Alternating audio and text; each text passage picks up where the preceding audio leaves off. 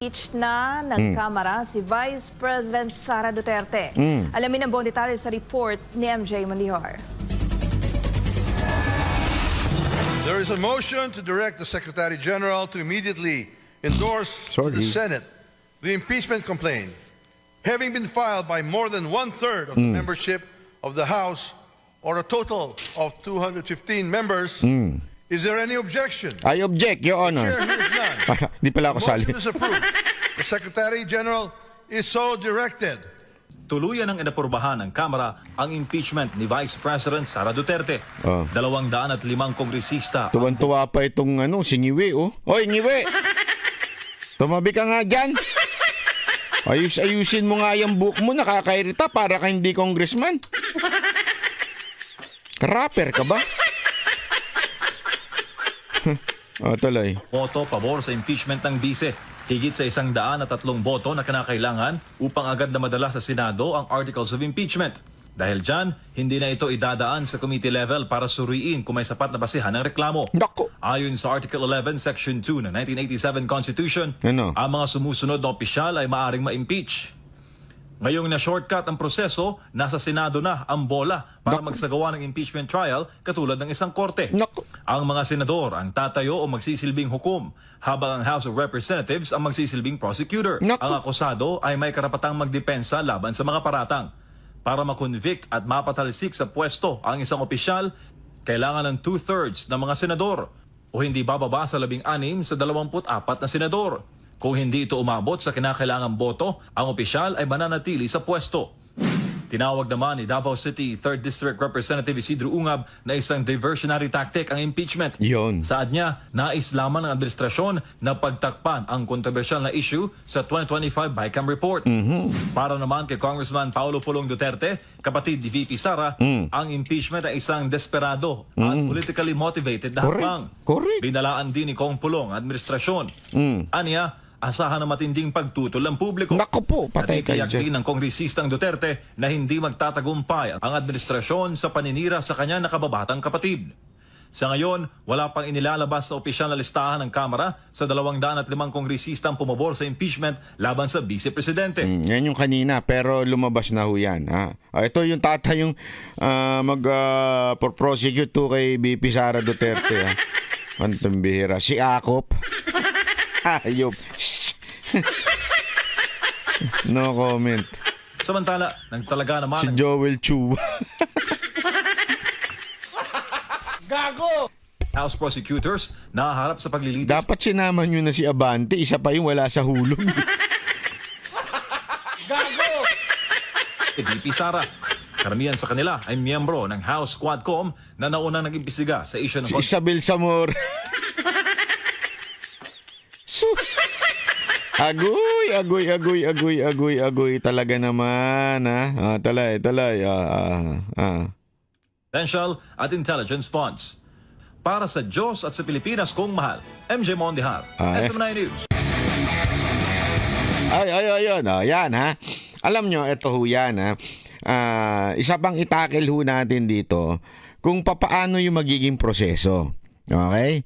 Pero bago ho natin itakil yung paano ang magiging proseso, ilinawin muna natin ang ano ba talaga ang tawag po dyan. Kasi meron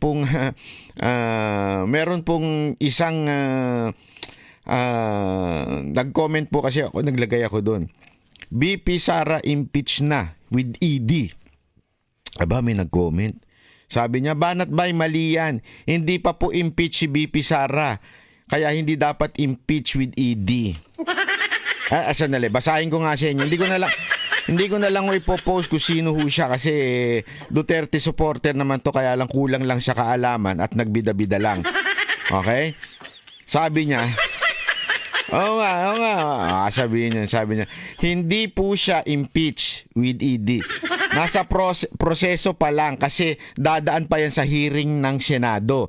At once nagdesisyon sa affirmation side, ang majority ng hurado, yun ang time na impeach siya. Kaya mali ang headline mo, Byron Cristobal. Nagmagaling. Pag nakita nyo yan dun sa profile ko, i-komentuhan nyo na lang kasi Alam mo, minsan kasi, mga kababayan, wag mo tayong magmamagaling. Tandaan ho natin, lagi ho nating mag-research. Matuto ho tayong mag-research. Wag ho tayo yung parang nakapulot lang ng kaalaman o di kaya yung stock knowledge lang. Sasang-ayon na tayo. Hindi kasi impeach, tapos na. Tapos na ba? Napatanggal na ba? Hindi pa. O edi hindi impeach yan. Kaya minsan may ganun tayong logic sa buhay. Kaya lang po, hindi ho ninyo alam. Alam po natin yan. Dahil nga po, inaaral ho natin yung ganyang klaseng proseso. Kasi matagal kong tiningnan kung papaano ho itong impeachment para pag tinakil natin. Ito ho ang paliwanag dyan. Kaya nga sinasabi ko sa inyo, makinig ho tayo dun sa abogadong matalino. Wag ho yung nagtatali-talinuhan lang katulad ni Libayan, ha?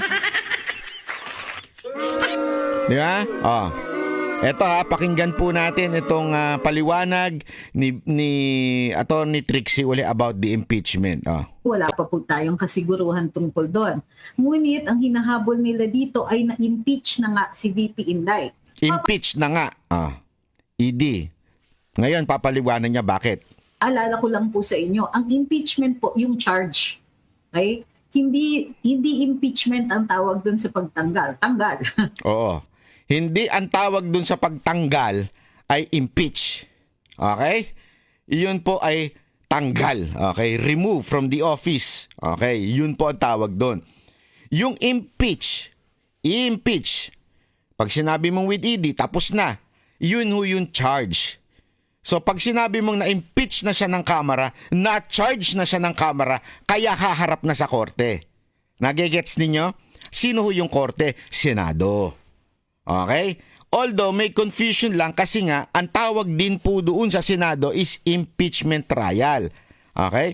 Pero technically and legally, ang tawag pag naipasa na mula sa Kamara at naipasa na ho sa Senado, ang tawag doon impeach na. Yung nagmamagaling, na mag-research naman din kasi minsan, tapos mambabara ka pa. Di ka na nga nag-research, mambabara ka pa. Huwag tayong ganun, huwag tayong nagmamagaling kung hindi ho natin alam talaga. Pero ang term na impeachment, yun po ang pag-charge ng Kongreso doon sa opisyales para siya po ay ma-hold for trial doon sa Senado.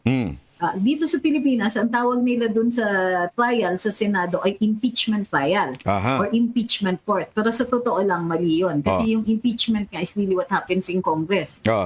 So, actually, sinasabi nga niya, hindi nga dapat tawaging impeachment trial yan. Kasi the impeachment ay nangyari sa Congress. When you say impeach, is na-charge na po siya ng parang kaso. Which is na-charge na po si VP Sara Duterte na siya po ay dapat daw matanggal according sa Kamara.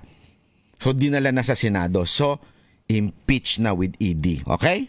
Ang batas po kasi natin, saktong-sakto halos doon sa procedure na ginagawa sa Estados Unidos. Dahil yung mga earlier, yung proto-constitutions natin, yung 1935 Constitution, and to some extent, itong 1987 Constitution, marami pang mga provision dito at pamamaraan na hinango or kinopya natin. O yung iba, yung almost word for word, yung mga nasa Bill of Rights natin.